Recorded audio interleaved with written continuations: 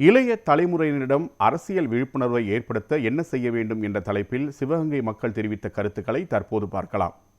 இன்றைய காலகட்டங்களில் ஒரு வேட்பாளர் தேர்வு என்பது எப்படி இருக்கணும் அப்படின்னு தெளிவுபடுத்துறது தேர்தல் ஆணையத்தோட கடமை.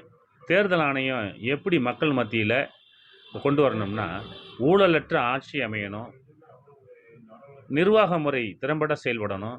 அந்த நிர்வாக முறை என்பது நல்ல ஒரு அறிவுபூர்வமான இதாக இருக்கணும். அரசினுடைய செயல்பாடுகளும் அரசுடைய திட்டங்களும் நேடிய சென்றடைகிற வரை ஒரு வேட்பாளர் தேர்வு செய்யணும்.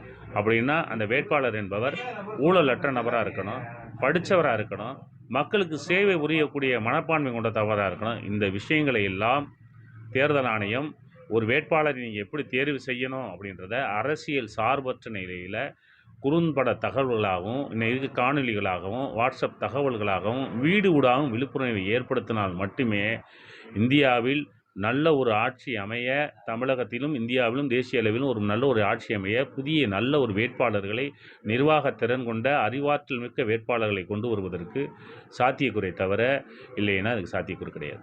இன்னைக்கு இருக்க தலைமுறைகள்கிட்ட அரசியல் விழிப்புணர்வு நம்ம எப்படி கொடுக்கணும்னா, அதுக்கு ஒரே வழி சோசியல் மீடியா தான். இன்னைக்கு யாருமே புக்ஸ் படிக்கவோ எல்லாத்துக்குமே டைம் எதுவும் கிடையாது. அது மாதிரி மற்ற தலைவர்களை பற்றி தெரிஞ்சுக்கிற விஷயம் நம்ம ஸ்கூல் மூலியமாக தெரிஞ்சுக்கிட்டோமே தவிர ஸ்கூலோடு நம்ம விட்டுட்டோம். அதுக்கப்புறம் அந்த தலைவர்களை பற்றி நம்ம தெரிஞ்சுக்கல. ஸோ சோஷியல் மீடியா மூலமாக நல்ல நல்ல கருத்துக்களை மட்டும் ஷேர் பண்ணுறது மூலியமாக தான் அவங்க என்ன பண்ண போகிறாங்க, நெக்ஸ்ட் என்ன பண்ணுறாங்க அப்படிங்கிறத தெரிஞ்சுக்கலாம். இன்றைக்கி இருக்கிற ஜென்ரேஷனில் பொலிட்டிக்கல் அவேர்னஸ் ஏற்படுத்தணும் அப்படின்னா, முதல்ல அவங்கக்கிட்ட கவர்மெண்ட்னா என்ன அப்படின்னு ஸ்கீம்ஸ் எல்லாம் என்னென்ன இருக்குது அதோட எக்ஸ்ப்ளனேஷன் அவங்களுக்கு ஃபஸ்ட்டு தெரியணும். டெய்லி நியூஸ் பார்க்க டைம் இல்லை அப்படின்னா நம்ம வெப்சைட்டை, மொபைல் தான் யூஸ் பண்ணணும் அப்படின்னா புக்கு, இன்டர்நெட்டு அது மூலியமாகவும் நம்ம நியூஸில் தெரிஞ்சுக்கிட்டு பொலிட்டிக்கல் அவேர்னஸை நம்ம ஏற்படுத்திக்கலாம். இன்றைக்கி உள்ள ஜென்ரேஷனை பொறுத்தளவுங்க அவங்கக்கிட்ட செல்லு தான், மொபைலு தான். அதில் தான் நம்ம எல்லா விவரங்களையும் அதில் தான் சொல்ல முடியும். அவங்களுக்கு இந்த புக்கு படிக்கிறதோ இந்த ஜென்ரல் நாலேஜ் அதெல்லாம் கிடையாது. அவங்க எல்லாமே இந்த ரீல்ஸ் மூலியமாக தான் அவங்களோட ஜெனரேஷன்களை உருவாக்கலாம்.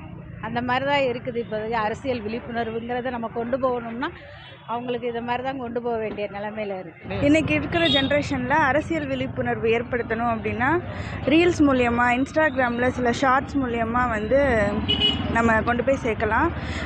அதுவும் இல்லை அப்படின்னா நம்ம காலேஜஸில் போய் அவங்கக்கிட்டே இன்ட்ராக்ட் பண்ணுற மாதிரி நிறைய டிபேட்ஸ் வச்சு அவங்கக்கிட்டேயே இன்றைக்குள்ள சொசைட்டியை பற்றின கருத்துக்களை கேட்டு நம்ம ரீச் பண்ணலாம். இன்றைக்கி உள்ள ஜெனரேஷனில் குழந்தைகள் அதிகமாக மொபைல் தான் யூஸ் பண்ணுறாங்க.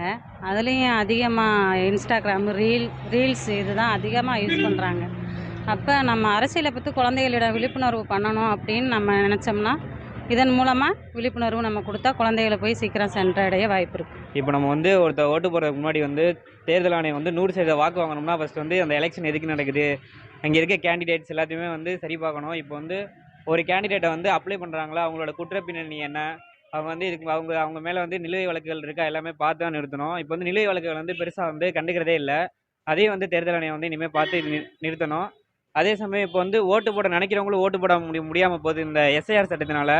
இப்போ எடுத்துக்காட்டு சொல்லணும்னா, சிவகங்கை வேட்பாளர் நாம் தமிழர் நிறுத்தக்கூடிய வேட்பாளர் அந்த எஸ்ஐஆர் ஸ்பெஷல் இன்டென்சிவ் ரிவிஷனில் அவங்க இறந்துட்டதா சொல்லி அவங்கள வாக்காளர் பட்டியலிருந்து நீக்கியிருக்காங்க.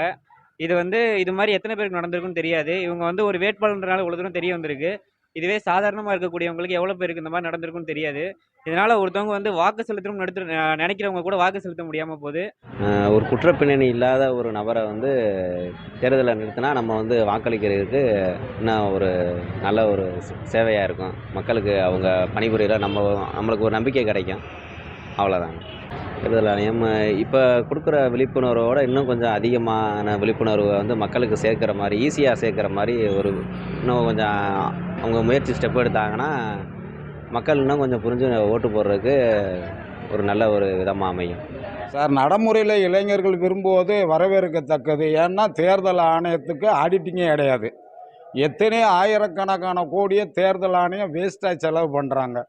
இதே நேரத்தில் இன்றைக்கி ஆன்லைனில் அப்டேட் ஆகி உலகம் பூரா விஞ்ஞானம் பரவி வந்துக்கிற வீட்டில் இருந்தே ஃபோன் மூலமே ஓட்டு போட்டு போயிடலாம். அவங்க வேட்பாளர் சின்னங்களை கொடுத்தா வீட்டில் இருந்து அது யாருக்குமே தெரியாமல் எந்த ஒரு பிரச்சனையும் இல்லாமல் போயிடும். இது இளைஞர் விரும்புகிறதும் நான் ரொம்ப வரவேற்கிறேன் சார். உண்மையிலேயே 18 வயது பூர்த்தி அடைந்த இளைஞர்களுக்கு ஓட்டளிப்பு சம்பந்தமாக எப்படி அவேர்னஸ் பண்ணலாம் என்பது அரசாங்கமே இதை முன்னின்று ஒவ்வொரு வீட்டுக்கும் பணியாளர்களை அனுப்பி இளைஞர்களை வாக்களிக்க உதவும்படி கேட்டுக்கொள்கிறோம். இவர்கள் கண்டிப்பாக அனைவரும் வாக்களித்தால் 100% வாக்குகள் கிடைக்கும். இப்பொழுது இணையதளம் மூலமாகவோ இல்லை மற்ற வாட்ஸ்அப் மூலமாகவோ இளைஞர்களுக்கு நேரடியாக நம்ம வாக்களிப்பு உரிமை பற்றி எடுத்துரைத்தால் 100% வாக்குகள் கண்டிப்பாக கிடைக்கும் என்பதை நான் தெரிவித்துக் கொள்கிறேன்.